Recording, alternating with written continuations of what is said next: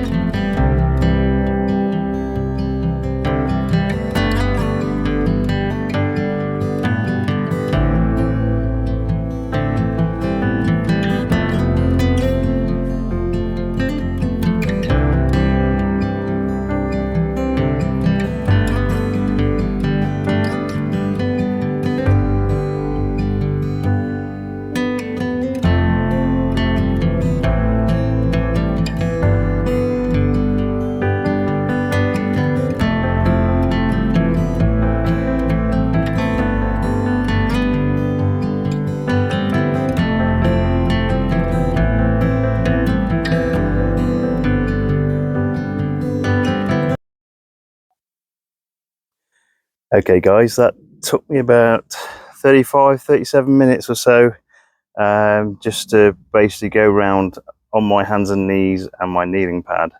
I know some people probably will say, okay, why have you put them so close together? Why haven't you basically given yourself room? You can use a hoe. I'll give you an analogy.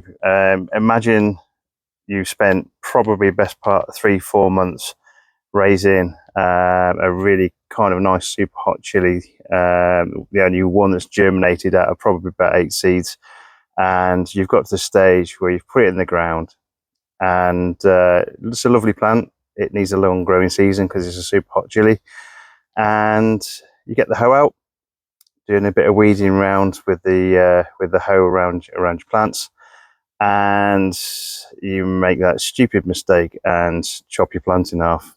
I've been there, done that, and I don't want to do it again. So basically, what I tend to do with the chilies is I hand weed them.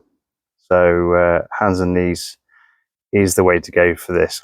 That being said, when I'm doing it, you do get to see quite a bit of other potential things that might be a worry, might be an issue, things you might need to address at some point. So whilst I was weeding today, I don't know whether you saw when I took some of the quite large plants out. They were self-seeded tomatillos, which normally I would probably leave if there weren't anything much growing around them. But seeing as they were growing right in the middle of the chilies, they needed to go. So they counted as weeds this time.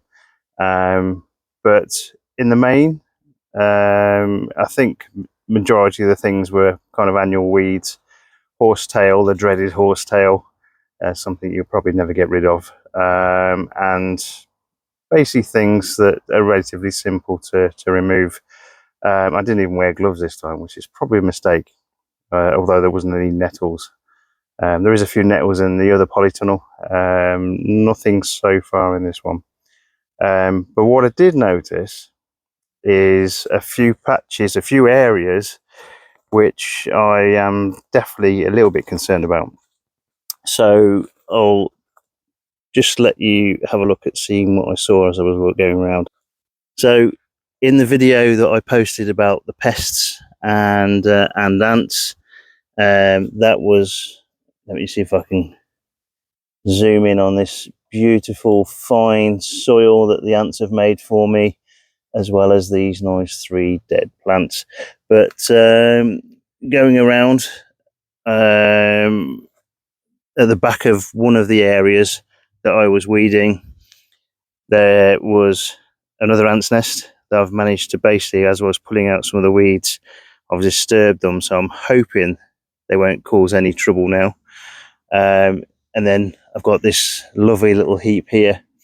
Again, ants make some of the best soil in the world. I mean, if you could basically employ them as I don't know, seed compost makers, they'd be fantastic. But unfortunately, if they get anywhere near underneath your plants, they'll make nice tunnels around the roots, and then unfortunately chances are your plant will keel over and die.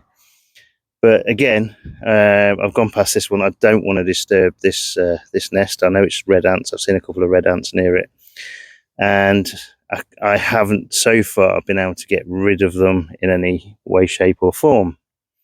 Although someone on the pest video has commented that that perhaps cat food and borax might work. Something I haven't tried. Just need to get hold of the borax. It shouldn't be too difficult for someone with an interest in poisons, I guess. But I shall probably give that a go. The other thing I noticed as I was going around here is that my bitter melon chlorella are doing really well in these corners. So the smell was quite intense as I was basically weeding the areas around these chlorella plants. So you see these things growing up the vines, growing up the twine here are chlorella, and chlorella got this really distinct smell. It's pretty much the smell of what the actual fruit smells like as well. I say fruit, it's more of a melon type thing. I suppose that is a fruit, really, isn't it? Okay, so so these, if you see, these are kind of the bitter melon growing. It's supposed to be really, really good for diabetes and blood pressure issues. There's about 3 different kinds growing here. So there's a white variety. There's this hopefully big top, they call it. It's supposed to be quite a big roundish one, and then there's like a long green one as well. So hopefully I might get some bitter melon off this. Again, it's an acquired taste. Not everyone enjoys it. I quite like it. I mean, I quite like bitter things. But I'm hoping, hopefully, some of these flowers that you can see here now will become more fruit. So let's see how that goes.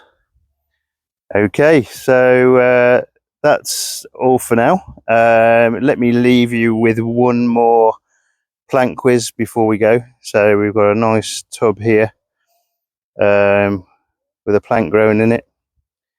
And this isn't the same as the other one in the aubergine house, which the reveal should be anytime now. If not, I might have already put it out already. But let me know what this one is. As you can see, nice little vines again. Vines moving quite, I think this will spread out across the floor, I think. So let me know what you think that one is as well. Okay, so let's switch it back round. Okay, so the weeding's been done in here. I'll show you around what particular chilies and things I've actually got growing in here.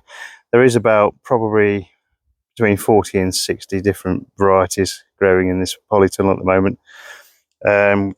Again, I don't grow reapers because I think they're just kind of crazy hot, super hot, and they won't do you any good. I do grow some super hot chilies, but nothing quite as hot as them. I'll show you kind of what's fruiting already in another video. I know I've got some chilies going around. Again, it's one of the good things about weeding by hand. You're able to see what's growing, what's not. You're able to give the chilies a little bit of a shake as you're going around, just to help out with that pollination and the fruit growing. And yeah, it's the thing I love doing every single year. I always grow far too many. I always grow far too many varieties. I always actually make far too many chili sauces and things out of them. But luckily I've got a couple of mates at work that are my guinea pigs. So anything I make, I kind of give it to them first. It's a bit like having a taster in the medieval times where you see if something's going to kill you. I'll give it to them. If they come back and say, yeah, that was nice, that's great, we'll carry on, we'll make some more of that. If they come back, or if they don't come back, then basically it's probably not so much to try again. But so far so good. I've not managed to kill them off yet, even though they think probably a couple of times I've come close. So anyway, thanks very much for today. Hopefully you've seen kind of the amount of time it takes to potentially hand weed a polytunnel here. It wasn't too bad, 2 weeks worth of weeds, and I think I did put some fertilizer down last week, some tomerite, so that's probably helped the weeds out as well a little bit, but we've managed to get rid of them anyway. So that's all for me today. So all the best to you guys, and goodbye.